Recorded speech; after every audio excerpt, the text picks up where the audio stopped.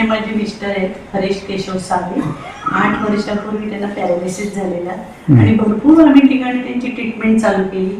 पण आपल्या यूट्यूबवर व्हिडिओ पाहून एक म्हणजे आशेचं किरण दिसल्यामुळे आम्ही कानडे डॉक्टर यांच्याशी मी कॉन्टॅक्ट केला. तर ते म्हणाले पेशंटला घेऊन या. पण आल्या आम्हाला लागलीच म्हणजे प्रसन्न म्हणजे एक मूर्ती जशी दिसली आणि तिथेच वाटलं की आमचे पेशंट बरे होणार असं. आणि सर दुसऱ्या दिवशीच आम्हाला चांगला अनुभव आला. म्हणजे मिस्टर उठत नव्हते, ते काठी घेऊन एकटे उठले बेडवरून. पण आता त्यांचा बॅलन्स पण राहायला लागला. ताट मान अशी फिरत नव्हती ती फिरायला लागली. स्नायू लूज झाले, हाताची बोटही सरळ झाली. म्हणजे 10 दिवसाच्या ट्रीटमेंटमध्ये असा रिझल्ट मला आजपर्यंत पूर्ण महाराष्ट्रामध्ये मिळालेला नव्हता.